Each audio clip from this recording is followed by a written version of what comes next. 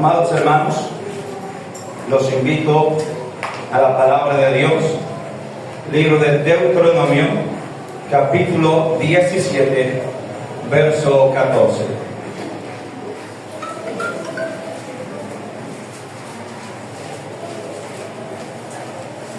Libro de Deuteronomio, capítulo 17, verso 14. Amén.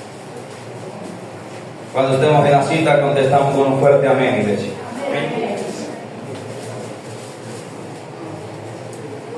Libro de Deuteronomio, capítulo 17, verso 14 al 20.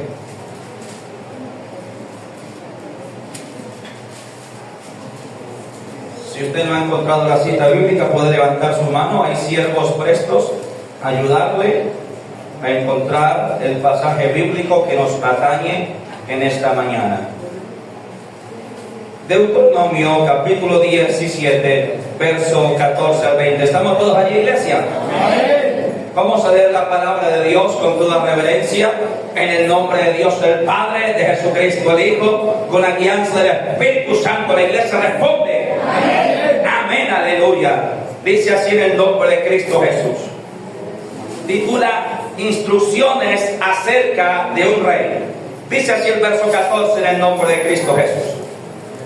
Cuando hayas entrado en la tierra que Jehová tu Dios te da, y tomes posesión de ella, y la habites, y digas, pondré un rey sobre mí, como todas las naciones que están en mis alrededores, ciertamente pondrás por rey sobre ti al que Jehová tu Dios escogiere.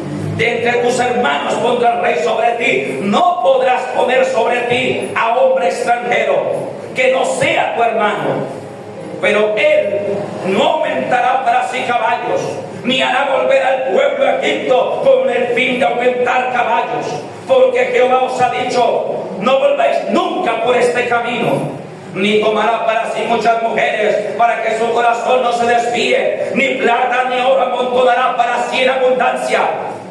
Y cuando se sienta sobre el trono de su reino, entonces escribirá para sí en un libro una copia de esta ley y del original que está al cuidado de los sacerdotes levitas, y lo tendrá consigo y leerá en él todos los días de su vida, para que aprenda a temer a Jehová su Dios, para guardar todas las palabras de esta ley y de estos estatutos, para ponerlos por obra, para que no se eleve su corazón sobre sus hermanos, ni se aparte del mandamiento a diestra ni a siniestra, a fin de que prolongue sus días en su reino, él y sus hijos en medio de Israel. Amén y amén. Dale palmas a Dios, iglesia.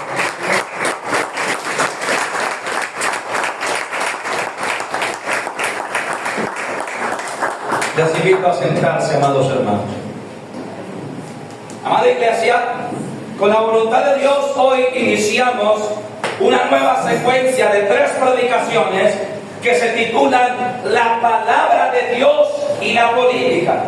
Una secuencia de 3 predicaciones, desde luego a la luz de la Biblia y del análisis bíblico, que titula La palabra de Dios y la política.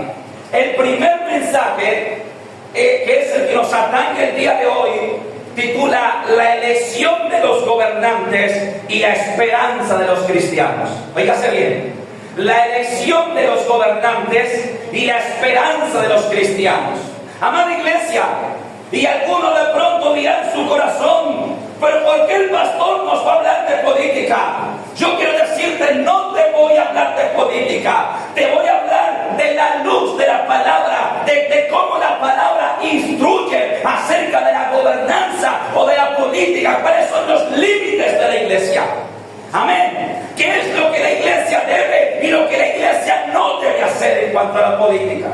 Porque la palabra de Dios, amada iglesia, el mismo apóstol Pablo escribe a Timoteo diciendo que toda la palabra es inspiración divina y es útil para redarguir, para corregir, para instruir justicia, a fin de que el hombre de Dios sea perfecto, enteramente preparado para buena obra. La palabra de Dios tiene el consejo supremo para todo. La palabra de Dios tiene el consejo supremo para el hogar, para la familia, para la crianza de los hijos. ¿Cuánto más para los lineamientos de la política, del gobierno y la elección del gobernante de un país. Así que, amada iglesia, no es que el pastor se politizó, no, señor, guárdeme Dios. No es que la iglesia participe de forma directa en política, no, señor. Es que es necesario que la iglesia conozca la luz que la palabra arroja sobre este tema. Amén. Porque es que hay mucho desconocimiento, hermanos. Hay mucho desconocimiento del pueblo cristiano en cuanto a este tema. Pareciera que como que fuera un tema que no se debiera tocar en la iglesia. No, señor. Todo tema de la vida humana debe tocarse en la iglesia a la luz de la palabra. Amén. Amén. Amén. Y luego de esa introducción, ahora sí vamos al texto. ¿Qué es lo que dice la palabra?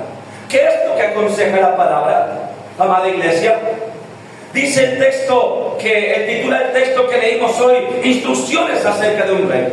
Las instrucciones que Dios dejó acerca de los gobernantes de las naciones, llámese rey, llámese presidente, llámese primer ministro, llámese gobernador, llámese alcalde, amén. Son las instrucciones que Dios dejó para aquellos que han de gobernar al pueblo y los que han de elegir a ese gobernante. ¿Cuántos dicen amén? Amén. Y mira lo que dice, vamos a ir verso a verso. Vamos a leer versos 14 y 15.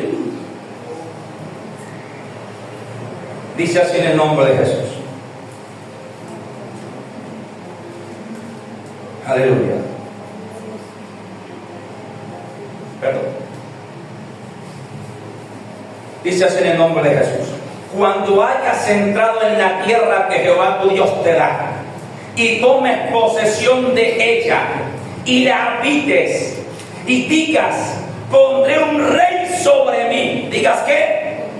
Es decir, pondré un gobernante, alguien que nos gobierne, amén. ¿Estamos claros? Alguien que nos dirija. Continúa diciendo, como todas las naciones que están en mis alrededores. Aquí empieza la instrucción. Ciertamente pondrás por rey sobre ti al que Jehová tu Dios escogiere. De entre tus hermanos pondrás rey sobre ti. No podrás poner sobre ti a hombre extranjero que no sea tu hermano. Y aquí viene la primera instrucción para el pueblo de Dios. Acuérdate, iglesia, que el pueblo de Israel en aquel tiempo era el único pueblo de Dios. No había ninguna otra nación bajo el cielo que conociese a Dios en ese tiempo. Y entonces la primera instrucción es: podrás elegir y poner sobre ti únicamente a un hermano tuyo. Es decir, únicamente a alguien que conozca mi palabra, únicamente a alguien que se congregue contigo, que camine contigo, que conozca la palabra que tú conoces, la ley que tú conoces. Amén. No podrás poner un extranjero. ¿Qué significaba poner un extranjero en ese tiempo? Colocar a un idólatra. O sea, no se debía escoger a un hombre de nación extraña, porque las naciones extrañas adoraban ídolos, adoraban dioses ajenos, adoraban a Balac, adoraban a Moloch, a Astador, a una serie, a Micón, a Dagón, una serie de ídolos.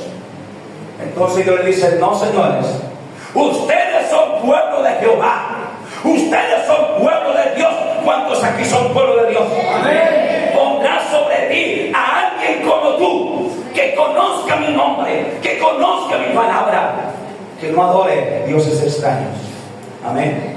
Amén. Luego viene el verso 16. Dice así en el nombre de Jesús: pero él, hablando del gobernante que fuera a ser elegido, no aumentará para sí caballos, ni hará volver al pueblo a Egipto con el fin de aumentar caballos, porque Jehová os ha dicho: nunca volváis por este camino. Ahora, había la seducción de las riquezas. Sucede que en aquel tiempo Egipto era una potencia, y era una potencia no solamente militar, sino también económica. Y entonces la escritura, la instrucción para el gobernante era que no podía volver a Egipto, aliarse con ellos, a emparentar con ellos, a comerciar con ellos. ¿Por qué? Porque eso causaría que el pueblo refiere a la idolatría de Egipto, a los ídolos de Egipto. Amén. Mira, es que el problema no era el comercio o la economía. El problema era la idolatría que venía detrás. Amén. El problema era el pecado que venía detrás. Amada iglesia, tú como cristiano muchas veces te abstendrás de hacer negocios indebidos. No por, amada iglesia, o de hacer negocio que no conviene. ¿Y por qué no conviene? Por lo que viene detrás. Amén. Hace mucho tiempo, una hermana que estaba sin trabajo, y Dios le había dicho: espera en mí, yo te abriré una puerta de empleo. Y ella le ofrecieron un trabajo en un bar de noche atendiendo a borrachos y todo esto. Y me preguntó a mí, yo le dije: eso no es un trabajo para un cristiano. No es un trabajo para un hijo de Dios. Es un trabajo, sí, pero no para un hijo de Dios. ¿Por qué? Porque no conviene. Del mismo modo, Dios había dicho a la nación de Israel: el gobernante que elijan no los podrá hacer volver a Egipto por causa de los dioses de Egipto. Amén. Aleluya. Verso 17. Mira lo que dice. En el nombre de Jesús. Ni tomará para sí muchas mujeres, para que su corazón no se desvíe. Ni plata ni oro amontonará para sí en abundancia. Amén. ¿Sabe qué significa esto, amada iglesia? Que había que observar el testimonio del candidato. Había que observar cuál era su conducta. Había que observar si era un hombre de hogar, un hombre de familia. Había que observar si ese hombre había respetado a su esposa. ¿Sabe por qué? Porque un hombre que no respeta a su esposa y a su familia, ¿cómo respetará a la nación? Un hombre que no respeta, que no es capaz de proteger a su esposa, a sus hijos, de respetarlos, de serles fiel, de no fallarles, cuánto menos lo hará con la nación. Por eso había que ver la conducta. Había que ver que fuera un hombre de hogar, de familia, de una sola esposa. No como algunos políticos de hoy que han tenido 2 y 3 y 4 esposas e hijos en cada mujer. No, amada iglesia, había que ver cuál era su conducta, cuál era su testimonio. Y esto es simple. Hoy estoy hablando, acuérdese, aunque la secuencia se llama la palabra de Dios y la política, yo no hablo desde la perspectiva política. Estoy hablando desde una perspectiva bíblica, moral y espiritual. Amén. Yo no vengo a hablarles a ustedes política desde una perspectiva política. Vengo a hablarles de política a la luz de la palabra, desde la perspectiva bíblica, moral y espiritual. Y la Biblia me dice que había que observar cuál era la conducta de ese hombre. Que no tenga muchas mujeres. Amén. ¿Y sabe por qué dice que no tenga muchas? Porque en ese tiempo era permitido que un hombre tuviera varias esposas. Era permitido. Pero aún así, ahora, claro, en este tiempo ya no. Nadie se pasa el avispado. En este tiempo ya no. Amén. Pero en ese tiempo era permitido. Y aunque era permitido, sin embargo Dios dice: no tendrá muchas. O sea, no dará su corazón a los amoríos. Amén. Porque se desviará.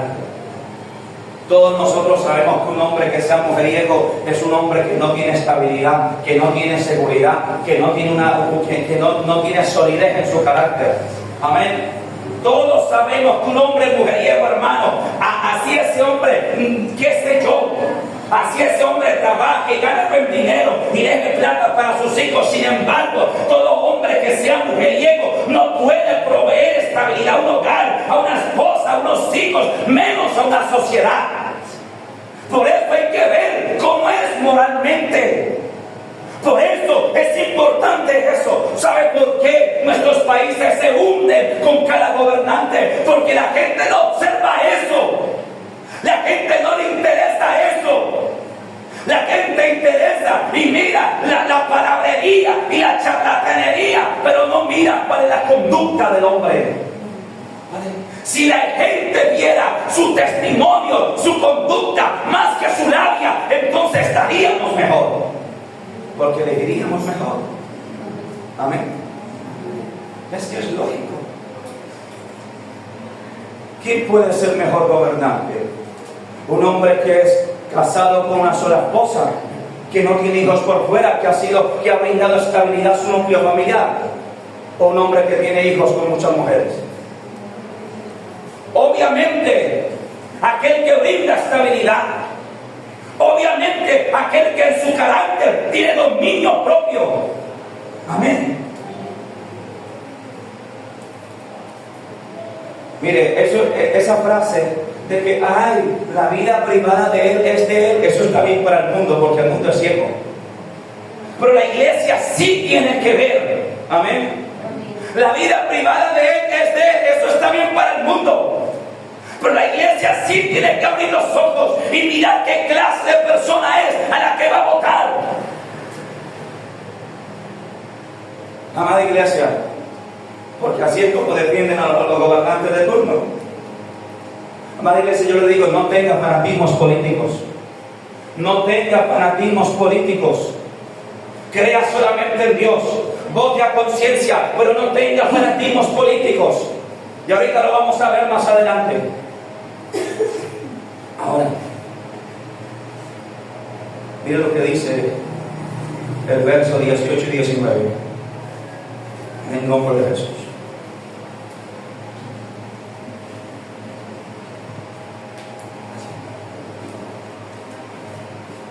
Y cuando se sienta sobre el trono de su reino, entonces escribirá para sí en un libro una copia de esta ley y del original que está al cuidado de los sacerdotes levitas. Verso 19. Y lo tendrá consigo y leerá en él todos los días de su vida, para que aprenda a temer a Jehová su Dios, para guardar todas las palabras de esta ley y estos estatutos, para ponerlos por obra. Amén. Mira lo que dice que debía ser el gobernante que fuera elegido. Y cuando se siente en el trono de su reino, es decir, cuando finalmente se suba ya, entonces escribirá para sí una copia de la ley, una copia de la palabra de Dios, y leerá en ella todos los días, meditará en ella, para que no se desvíe. Amén.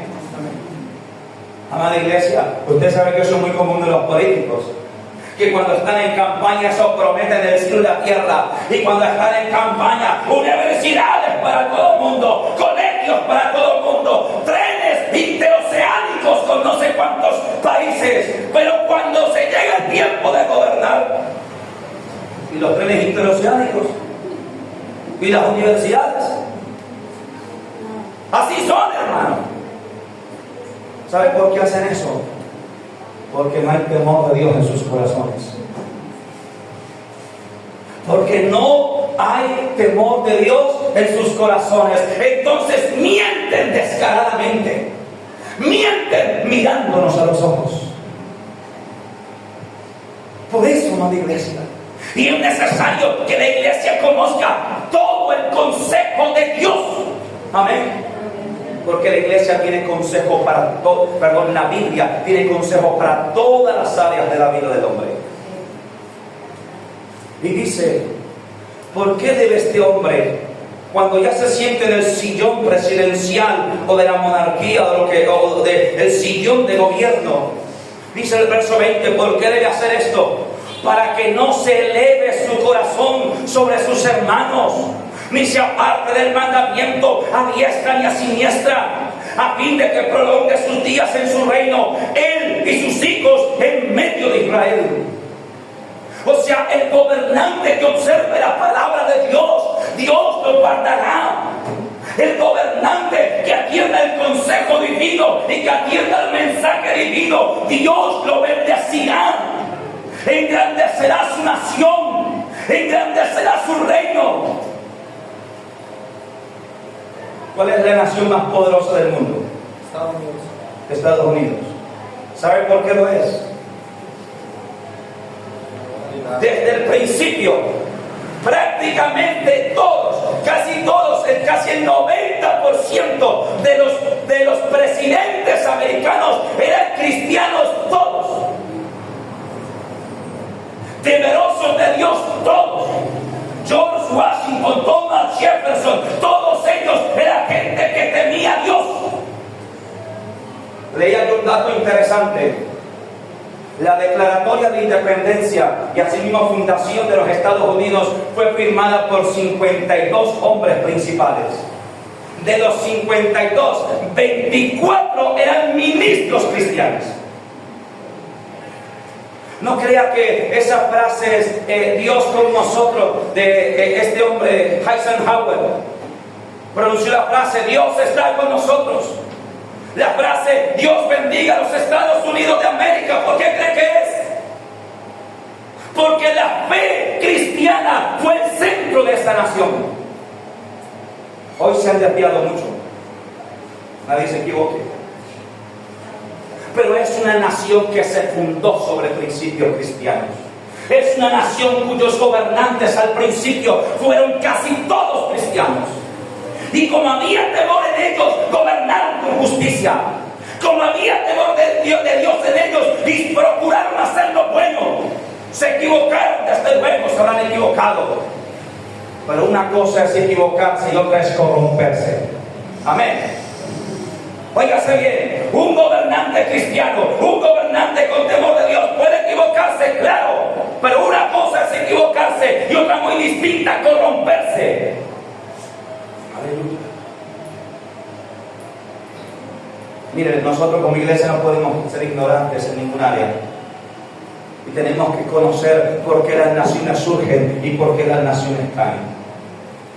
¿Por qué las naciones africanas son de las más pobres del mundo? ¿Por qué la nación de Haití es la más pobre de toda América Latina?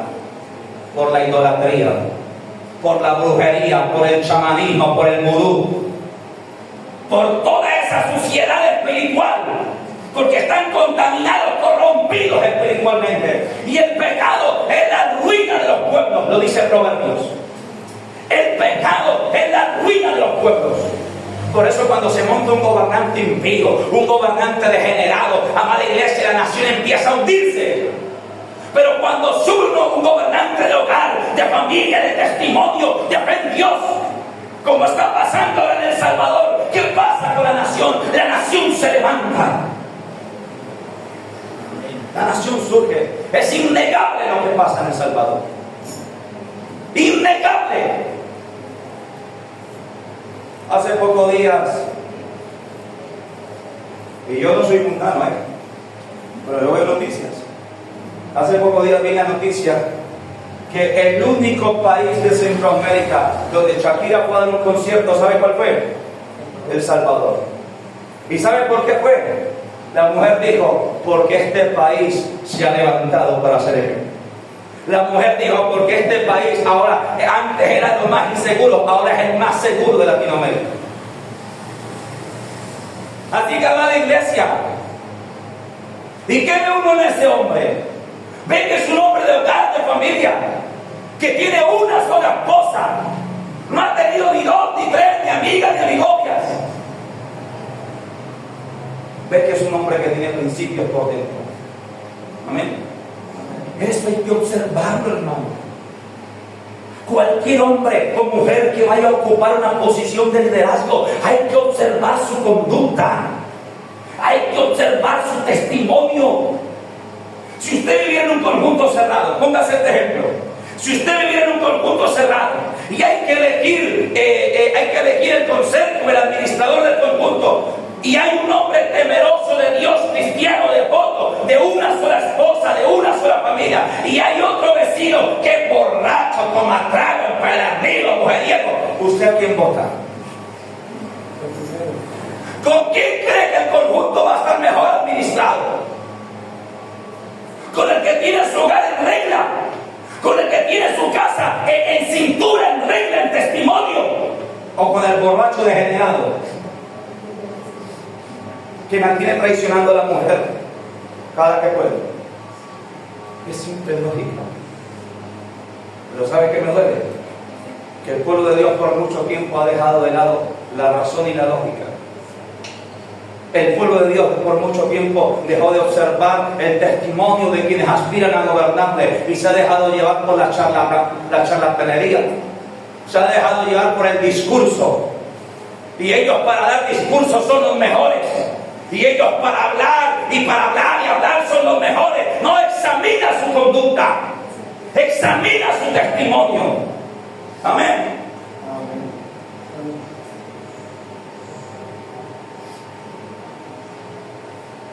Ahora, este verso sí que me va a gustar bastante, y me gusta bastante. Eclesiastés capítulo 4, verso 15 y 16. Mira que yo te estoy predicando a la luz de la Biblia, amén. Yo no me estoy aquí inventando fábulas artificiosas, a la gloria de Dios, aleluya. Eclesiastés capítulo 4, verso 15 y 16.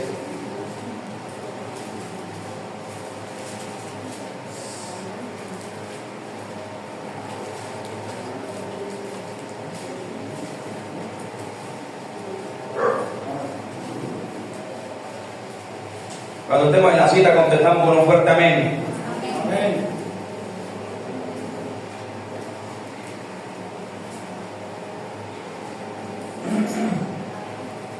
Eclesiastés capítulo 4, verso 15 y 16. ¿Estamos en la iglesia? Mira lo que dice este pasaje tan bonito, hermano. ¿Estamos todos allí? Eclesiastés está después de Proverbios, hermanos. El antiguo de Proverbios, antes de Cantar de los Cantares. ¿Listos todos? Dice así la palabra de Dios en el nombre de Cristo Jesús. Eclesiastés capítulo 4, verso 15 y 16. Dice así en el nombre de Cristo Jesús: vi a todos los que viven debajo del sol, caminando con el muchacho sucesor. ¿Con quién? Con el sucesor que estará en el lugar de aquel, o sea, del gobernante que estaba en ese momento. No tenía fin la muchedumbre del pueblo que le seguía. Sin embargo, los que vengan después tampoco estarán contentos de él. Y esto es también vanidad y aflicción de espíritu. Amén. Y he titulado este verso: el brillo de los gobernantes es vano, pues no son sino hombres. Es el título que le puse al verso. El brillo de los gobernantes es vano, pues no son sino hombres. Y dice el verso: vi al muchacho que se iba a sentar en el trono, vi al sucesor, aquel que estaba aspirando a la monarquía o aspirando a la presidencia. Vi aquel que estaba alegando al pueblo, vi al que hacía promesas de cambio, vi aquel que estaba hablando y politicando al pueblo. No tenía fin la multitud que le seguía. ¿No tenía qué? Fin. La multitud que le seguía. Es decir, ese hombre que vio el rey más sabio de la tierra, que fue Salomón, y había ese candidato, el sucesor al trono, el sucesor al reino, y les hablaba y les decía, hacía promesas: y yo construiré puente donde no hay río. Usted sabe como los candidatos. Y yo entonces esparciré el virus de la vida por las estrellas del universo. Ya usted sabe lo que ellos hablan de locuras. Y la gente es y la multitud, hermano. Aleluya. Pero dice la escritura: sin embargo, yo sé que cuando los que vengan después también lo aborrecerán a él. ¿Sabe por qué? Porque se van a desencantar. ¿Sabe por qué? Porque todos los gobernantes no son sino hombres. Y como hombres fallan, como hombres se equivocan. Y si no tienen temor de Dios, mienten descaradamente. Amén. Por eso, iglesia amada, no ponga su esperanza en hombres. Ay, es que si Jurano sube, ahora sí este país se arregla. Ay, es que si Jurano sube, ahora sí yo prospero. Ni se le ocurra decir: ay, es que cuán bien a mí me ha prosperado, cuánto bien me ha ido desde que Jurano subió. Mentira del diablo. Y ha prosperado la bendición de Dios. Dale palmas a Dios.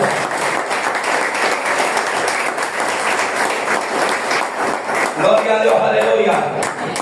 A mí no me prospera ningún candidato. A la iglesia no la prospera ningún candidato. A la iglesia y al pastor, a este servidor, nos prospera la bendita mano de Dios. Nos abre puertas la bendita mano de Dios. Yo no soy bendecido en mi trabajo porque Urano soberano gobierne. Amén. Tú tienes que entender eso, iglesia. Por eso es que decía al principio que la iglesia no puede tener fanatismos políticos. La iglesia no puede ser una iglesia sectaria políticamente hablando. La iglesia vota, claro. La iglesia participa de política, claro. Pero hasta el nivel y hasta el límite donde la palabra permite. Amén. De ahí no se puede pasar la iglesia. Y la palabra, ¿qué es lo que permite? ¿Y qué es lo que dice? La palabra dice, elige, pero elige bien. Vota, pero vota bien. Amén. Y de ahí no te pasas. Es triste, hermano. Es triste pastores que se inmiscuyen abiertamente en política. Es triste pastores. Yo pasaba el otro día, pasé por una iglesia de mi casa aquí, paso como por 4 iglesias.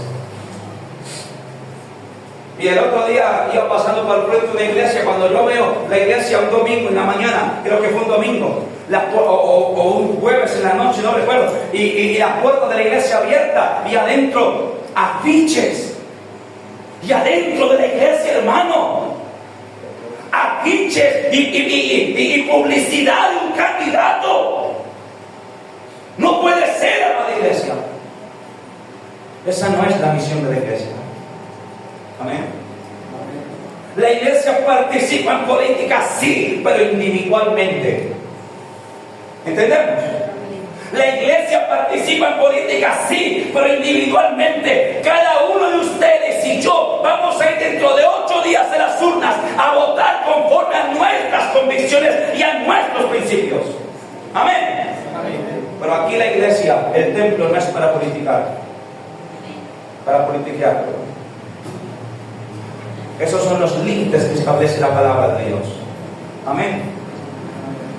Ahora, dice la palabra de Dios, y lo titulé de esa manera: el brillo de los gobernantes es vano. Porque cada gobernante ha tenido sus seguidores en su momento. Cada gobernante, cuando fue elegido, era aclamado por el pueblo en su momento. ¿Por qué gana un gobernante? Porque hay un pueblo que cree en él. Y hay un pueblo, y lo lamentable es aquellos que se hacen sectarios y aclaman a su gobernante como si fuera un Mesías, siendo que es un hombre. Y permítanme, amada iglesia, con todo respeto, pero con toda sinceridad, voy a hacer un repaso de los últimos gobiernos para que usted se dé cuenta. El gobierno de Álvaro Uribe Vélez, año 2002 a año 2010. Amada iglesia, este hombre, cuando fue elegido, ha sido el único presidente electo en Colombia en primera vuelta. Óigase bien, el único hasta el momento. Y este gobierno y aquel gobierno le gustó a mucha gente por devolver la seguridad al país. Sin embargo, todos ustedes conocen el escándalo que hubo de los falsos positivos. Y yo quiero que observen estas cosas desde una mirada objetiva, sin pasiones políticas. Vamos a observar la verdad y la realidad. Cada gobierno tuvo su luz, pero también tuvo su sombra. Amén. ¿Por qué? Porque fueron hombres, y son hombres que se equivocan, que fallan, que erran. Amén. Luego vino el gobierno de Juan Manuel Santos, el cual prometió muchas cosas en su campaña desde La Paz en adelante. Estalló la polémica y amada iglesia de Odebrecht. 6.500 millones de pesos demostrados por la justicia colombiana entraron a su campaña de manera irregular. Luego vino el gobierno de Iván Duque, cada uno de ellos con su luz y sus sombras. Negó conocer a un narcotraficante llamado El Ñeñe, pero luego apareció en fotos con él. Amada iglesia, luego estamos en el gobierno de Gustavo Petro, que prometió eliminar la corrupción y ser el cambio para el país, y ser los decentes y los pulcros. Y ha tenido el mayor escándalo de corrupción de la historia reciente de la política. Además de esto, prometió la paz total y que el ELN se acababa los 3 meses de iniciar su gobierno. Va a cumplir 4 años y estos grupos armados se han multiplicado y han crecido en los territorios. Amada iglesia, no son sino hombres. ¿Están entendiendo? No son sino hombres. Todos con sus luces y con sus sombras. Amada iglesia, todos ellos han acertado en algo y han fallado en otro. Por eso la iglesia no debe tener pasionismos políticos. La iglesia debe ser objetiva. Y no se enoje conmigo si de pronto toqué el uñero de su candidato. Yo estoy predicando la palabra de Dios, amén. ¿Sabe por qué? Porque es que la iglesia tiene que tener su esperanza en Jesucristo. La iglesia tiene que poner su mirada en Jesucristo.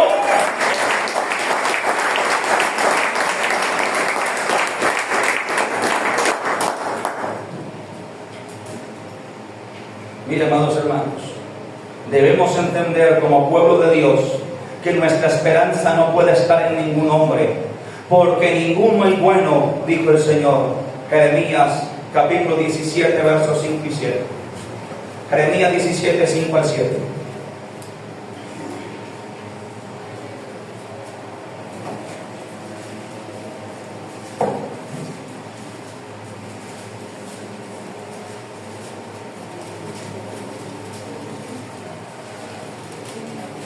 Jeremías 17,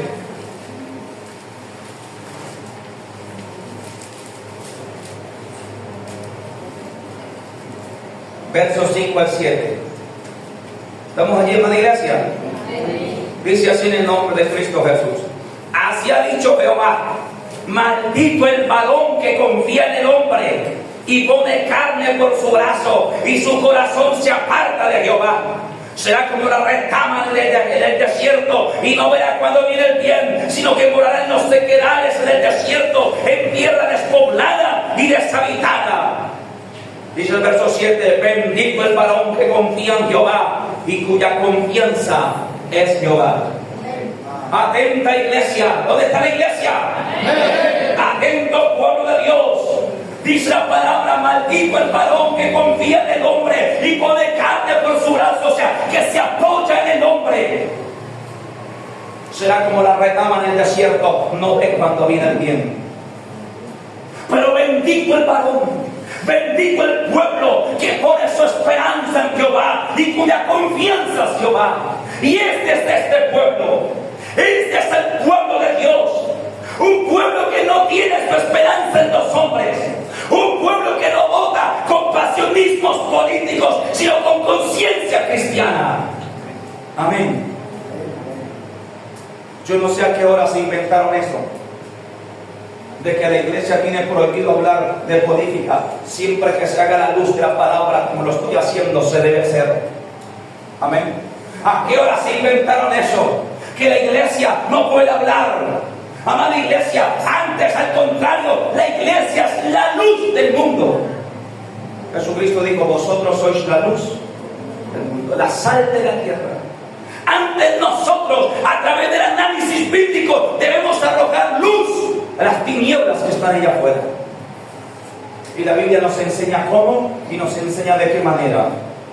Y la primera forma, amada iglesia, poniendo nuestra esperanza en Dios, nuestra confianza en Dios y no en los hombres. Sin embargo, algo es cierto, y es que es nuestro deber votar, y es nuestro deber participar en política, de la forma personal y privada, como lo dice la Escritura. Amén. Y debemos hacerlo bien, y debemos hacerlo de forma correcta. Precisamente aquí hay un punto que dice: nuestro deber como cristianos es elegir bien y votar por gente que al menos tenga principios coherentes con la palabra de Dios. Óigase bien, ya sabemos que los de los candidatos que hay ahorita, hermano, ninguno de ellos es perfecto, sépanlo.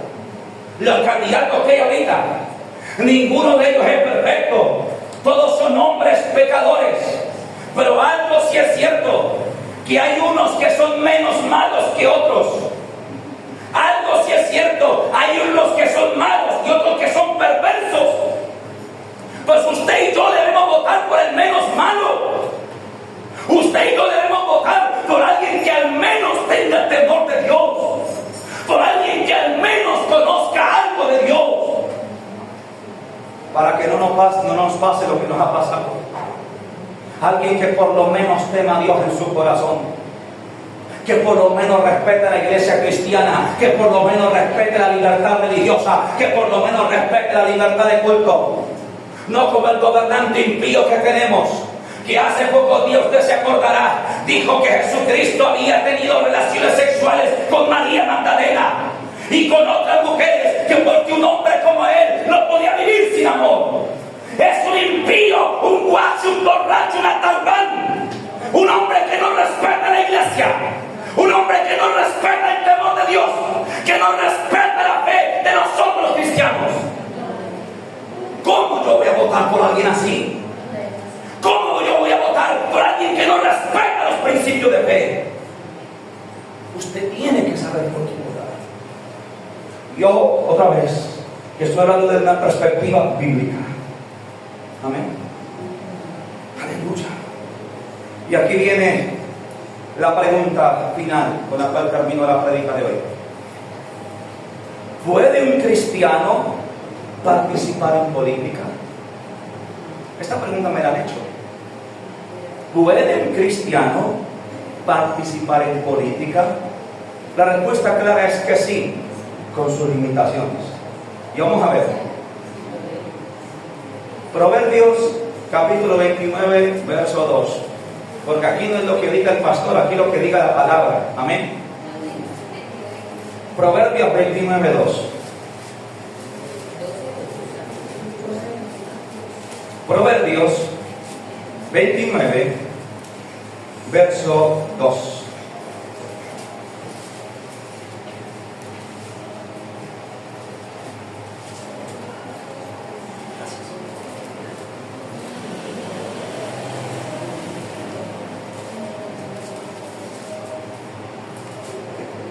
Proverbios 29, 2. ¿Estamos todos allí, iglesia? Amén. Dice así en el nombre de Cristo Jesús: cuando los justos dominan, el pueblo ¿qué? Se alegra. Mas cuando domina el impío, el pueblo gime. Óigase bien. Cuando los justos dominan, o sea, cuando los justos ¿qué? Gobiernan. Cuando los justos dominan, que es lo mismo que decir, cuando los justos gobiernan, el pueblo se alegra. Mas cuando gobierna el impío, el pueblo gime.